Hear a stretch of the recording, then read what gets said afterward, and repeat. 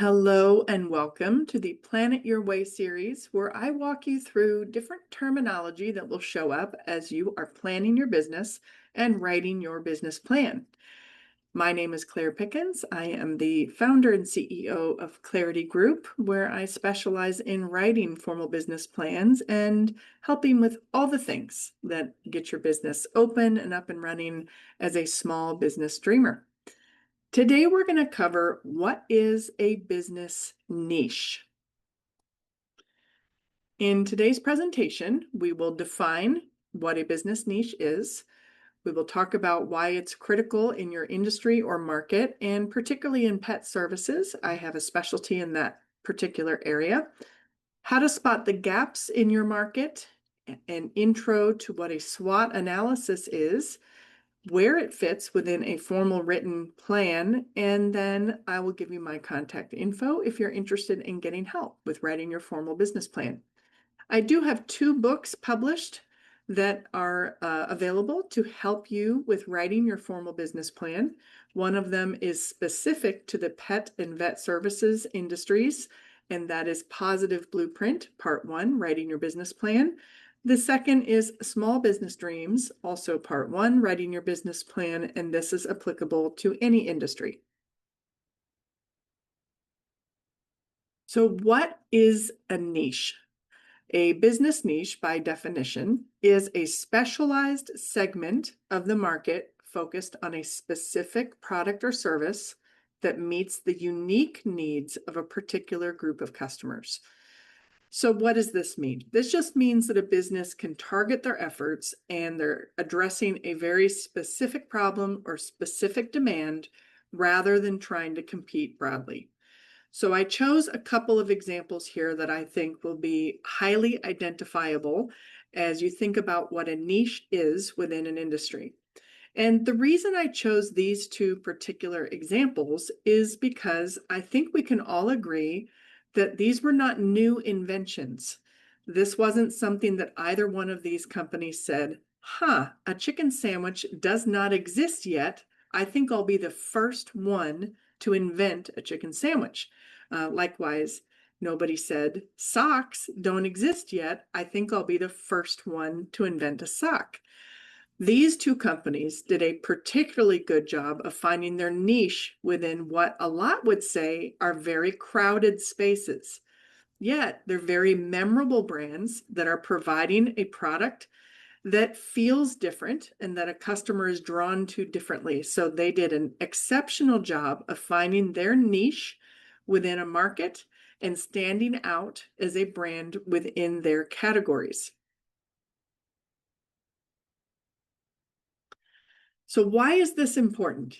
This well-defined niche helps a business differentiate themselves. You're trying to attract loyalty, and ultimately you're reducing the concept of competition and you're focusing on the type of customer that you want. You're not trying to serve every single customer in the category. You're just trying to serve the customer that you're targeting. This is your niche. This allows your marketing to be directed at this type of person that's looking for the way that you provide the product or service. And it also leads to better customer relationships because that customer begins to feel like you're really catering how your business provides its products and services to them. And it draws even more loyalty to the business. So the 2 examples I've given here are 1, Whole Foods, which I think we can all agree that everybody's going to go grocery shopping at some point. And we might also agree that it's a fairly crowded space that has a variety of different prices available, different products available, but they've done a really good job at identifying the particular customer that they're trying to attract. And it shows up everywhere. It shows up in how the stores are decorated, what shopping centers they choose to place their stores, the pricing of their products, the variety of products, and the gourmet nature and rare nature of some of the products that they choose to carry in their stores. Likewise, Harley-Davidson has done a really good job creating a following, a very specific brand following that feels like a club. And they've done a great job with the repeat customer sales because of that, because people become very tied to the brand. And even if the one that they purchased needs to be replaced, it's a high likelihood that they're going to make a repeat purchase from this brand because of the brand loyalty. So again, they're not trying to service every single customer that's out there in the market. They're trying to attract a particular type of customer that wants to build that kind of loyalty with a business. In pet services, this is particularly important because there's such a wide variety of what the customer is looking for. And that might be, if you're a veterinary practice, it might be the convenience and the efficiency. It might be something that you're offering as a wellness package. It might be a particular level of surgery that you're offering, technology usage, the way your lobby feels, how scared the pet is when they go there or not scared, how comfortable. And in pet grooming and boarding services, it may be the amount of space or the playtime or the variety of add-ons that they can choose from, the number of pets at that facility, the noise level. And again, technology is going to be important with all of these items because customers are looking for different types of interactions with the businesses that they choose. What's really important to keep reminding yourself of is that your competitors, and I know I'm calling it a competitive analysis here, they are really not a rival, so to speak. They are complementing services in the area. And the stronger the presence of an industry in an area certainly does raise the bar for the level of competition, particularly if there's a lot of that kind of business in the area. But it also means that the customer is very attracted to thinking about that kind of business often, which ultimately works in your advantage if the customer is always thinking about this kind of service.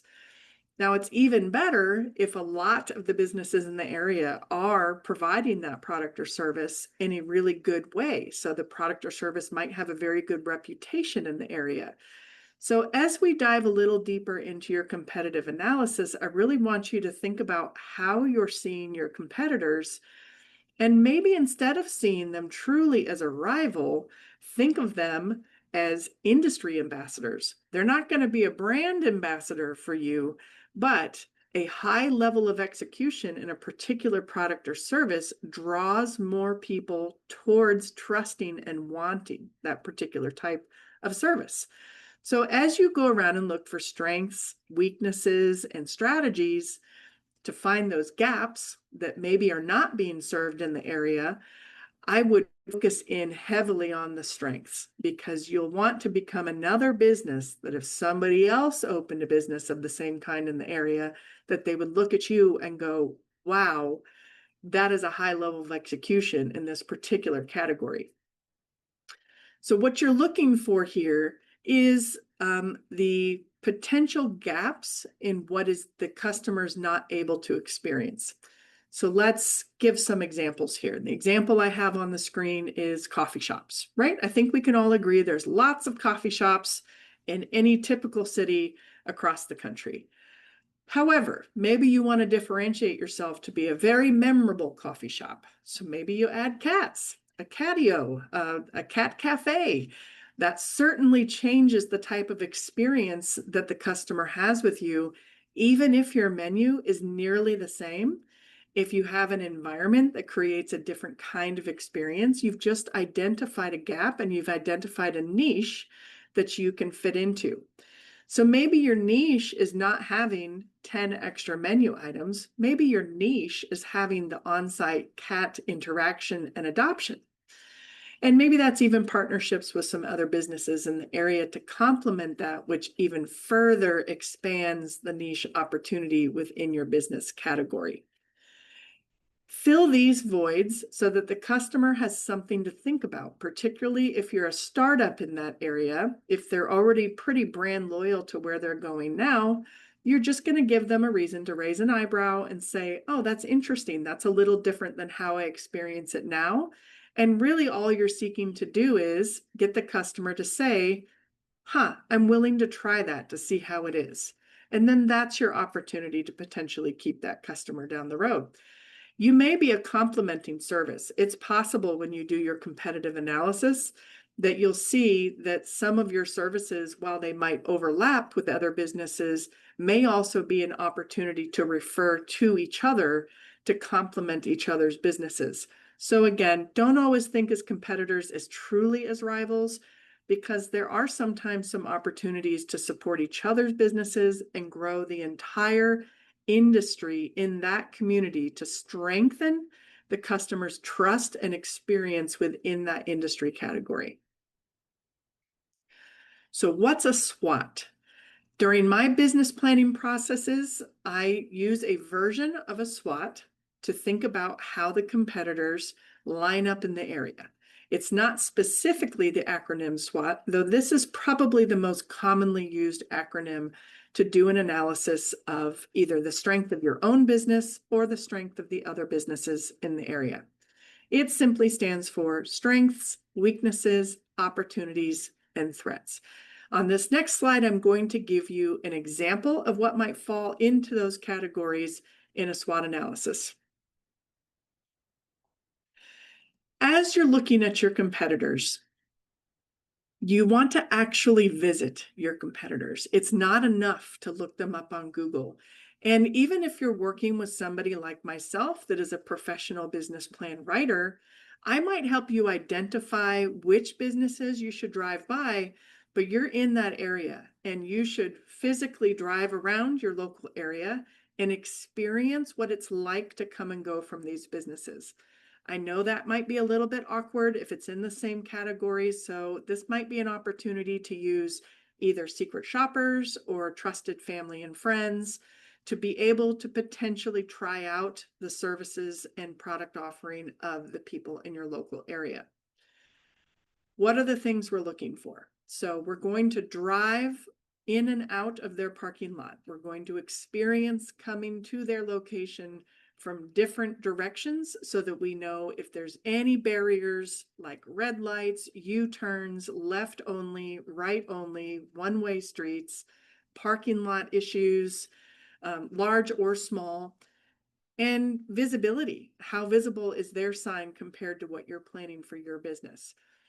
Experiencing the customer route in this way will tell you a lot about just some baseline popularity of how they fit into the community. They might just be location, location, location, or maybe you'll find out it's the marketing that's drawing people there, and they might have difficult parking or a small parking lot. So the next thing you'll do after the physical presence, which should be the first thing that you look at, is the physical presence of this business. The next thing you're going to do is check out their digital presence. So this means looking up their Google reviews, they're reading the customer reviews, looking at their websites, the functionality on their websites, if they have an online store, if they have any special pricing, price transparency. What can the customer find out without even calling this business? How do they show up on social? How do they show up in the community? Do they have a lot of collaborations with other businesses in the community? That's an important thing for you to understand, because if you have location plus a strong digital presence, that is truly potentially a good competitor in the market to consider putting in your business plan to say, oh, here we go. I have somebody that actually is a strong competitor for what I'm going to offer. After that, experiencing the business, the technology that they use, certainly if you're in food service or in items that have that kind of opportunity to try the product, you should certainly do that so that you understand the actual taste and feel of the product and service that is going to be in your same area. This is a little bit more complicated when we're talking about medical services, as you may not have a need to take a dog into the doctor for something, but you can certainly make some phone calls to get an idea of what the service level is, and you might even be able to make an appointment to see what kind of technology that they use to see how easy or difficult that is for the customer. So here I have some examples of what might fit in to a typical SWOT analysis categorically. So let's say I went driving around town and checked out all the websites and social. I have identified that one of my competitors is moderately priced. So this could be attractive to many customer types. They're actually shooting that middle gap there where they could be attracted both to the affordable and as well as the end that wants some of the luxury feel. So that gives them a little bit of an advantage because they are showing the ability to be price attractive across multiple types of customers. Maybe they have a huge parking lot, which means they could expand their building if they wanted to, and or like it's really easy to park in their parking lot, particularly if you have pets and a pet business. That ability for people to feel safe in a parking lot when they're moving around with their pet on a leash is very important for the comfortability of the customer experience. And then I looked them up and they have a Google rating of 4.8. That's pretty good. You certainly want to look at the number of reviews that they have, but a 4.8 is going to be pretty good.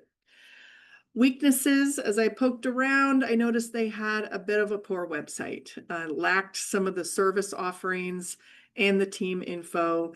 In fact, I noticed they had some services listed on their front window that they didn't even have listed on their website. So that's a big miss. They had a low social media following, not a lot of posts. And they closed at 5 p.m. with no Saturdays, which means that for the working families, that's a little bit inconvenient for the availability that they might like to see from that type of business. On the subject of social media posts, it's important to look at whether they have organic posts, natural pictures taken at the business versus a lot of graphically created items. So it's important to have client education, but you also want a lot of pictures that draw people into the story of your business, not overproduced. As an opportunity, and this is a category that sometimes trips people up in how to define what to put in an opportunity category. This is your chance to be a little bit of a business consultant, so to speak. And as you looked at their business, maybe you looked at their website or you were able to experience it in person, you're thinking of things that it's like, wow, if they had this, they would take it to the next level. That's what goes into the opportunity section. And this is also you identifying the gaps that exist in that business. In an ideal world, as you're evaluating the businesses around you and trying to find your niche, you find a similar opportunity at several businesses, and then you identify that as your niche and how you will solve a particular problem in that area in your business type. So in this case, I've identified, wow, if they had wellness bundles or packaged services, the customer would be very attracted to that, particularly at a moderately priced business. In fact, they have such a nice look and feel, they could use some luxury services there and add something like telemedicine or teletriage with the online store, because we know that customers like to be able to do things digitally as well and not always have to drive somewhere. So these opportunities I need to keep track of because I need to line that up to what my particular business proposal is to make sure I'm solving at least a few of those. I don't have to solve all of them, but at least a few of those as I go forward in my business plan to show that I understand how I'm going to fit into this market and how my niche is going to help me compete. As a threat, I noticed they have an incredible employer reputation, and you might be in an area where staffing is difficult to obtain, and this could be a little bit of a threat. Maybe there's not that many people trained to perform this particular service in the area, and you're going to have to compete for a small amount of people. So them being extremely good at benefits and recruiting could be a bit of a threat to your business. Established and strong community presence. Always a threat if somebody's been open for 20 years and everybody knows who they are. Like, you should always list that down as a threat if that's the case. It actually sometimes doesn't even matter if they're particularly good at providing the service if they have such a solid brand recognition in the area. In this case, this company that I'm doing this analysis on had a strong and positive community presence, which is good because it's good for the overall industry presence in the area, but it may mean that a lot of their clients might not be looking to transfer, and they might have a strong hold on client retention. And they have pricing agility. So that is something that is a potential threat to me if I'm not willing to be quite as agile in my pricing, or maybe I want to be a little bit closer to the luxury end than they are. So what's your niche idea? Here's a couple of questions to ask yourself as you're developing your niche idea. Can you think of any ideas you've seen be very successful in your local area? And these don't have to be franchise ideas. They don't have to be large company ideas. They can be something as simple as your local ice cream shop offers this and nobody else does, and customers love it. Your local yoga studio offers particular hours that everybody loves, and they're very drawn to that. Or maybe your local chiropractor has the most calming and welcoming lobby in the area, and everybody loves that. So don't stay within your own industry when you're thinking about niche ideas. Look across all of the industries and see what customers are drawn to. That will tell you a lot about, particularly in the couple of streets that surround where you're looking, that's going to tell you a lot about what customers are drawn to in general in a similar pricing range or luxury end or moderate end or affordable end of services in your area. So why is it important to think local and national? Well, if you're next to franchises in your local area, you definitely want to pay attention to how those franchises are performing nationally, as you certainly wouldn't want to put yourself in a position that you're next to vacant spaces. So think nationally from that perspective. It's good to, get some national data on how well your industry is doing. But you also want to draw that back into a local perspective, because what you can do is create data bias when you do that.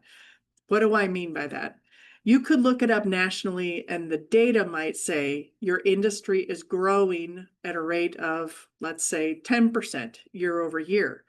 But you might look locally and notice, well, I don't know, because they're putting up more housing that doesn't allow pets. And so I don't know if that's going to grow in my area.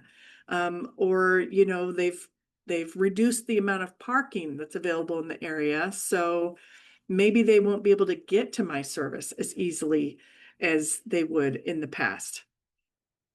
And also, I want to challenge the idea that something needs to be new for it to be a niche. I think we can all agree that the famous chicken sandwich provider that was on one of my first slides did not invent the chicken sandwich. They came up with a better way to serve it. They came up with a customer experience and branding experience that people fell in love with. And yes, that is somewhat related to the flavor of the sandwich, but it is largely related to the experience created by the brand. The other examples that I use there are also not companies that invented that in whole product category. They found a space within their category that's a bit unique, but I think we'd all agree that they didn't necessarily create something new. They just created a standard within their business and a brand identity that resonated really well with their customers. So I want to decomplicate this for you. You don't have to create a brand new thing to have found a niche. You just need to find a couple of opportunities that you're willing to do as you're doing your competitive analysis. So where does this fit within the context of a formal written plan? In my business planning process, I use an 8-step method, and here's where I would identify a niche fitting within that 8-step method. So sections 1 and 2, this is the kickoff of your whole plan. You're going to want to mention something unique about your business in your executive summary and company description. You're not going to go into an immense amount of detail, but you are going to draw the reader into why your business is unique. Sections 3 and 4, this is a very specific place for this niche conversation to fit in. This is your market analysis. So this is very specifically where your SWOT analysis or whatever the method of competitive analysis that you're using is going to fit. You're going to talk about the area, the people, your customers, and what they're looking for in this area. That carries over to the 5th and 6th sections, which are products and services and sales and marketing. And I think you probably can see where a niche fits in there, as you'll likely have something related to either a product or a service that relates directly to the opportunity or niche that you have found within your local market in your industry. And then sales and marketing is how you're going to let your customers know that you have that and the experience that you're creating. So if it's more of an experiential thing in your niche and not directly related to a product or service, you will write a bit about that in your sales and marketing section.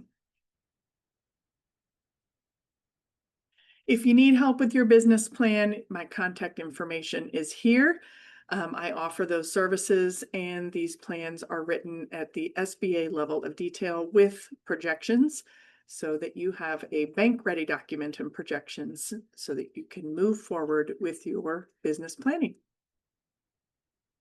Thanks so much for joining the Planet Your Way series, where we talk today about what a business niche is. Stay tuned as I offer more topics ongoing.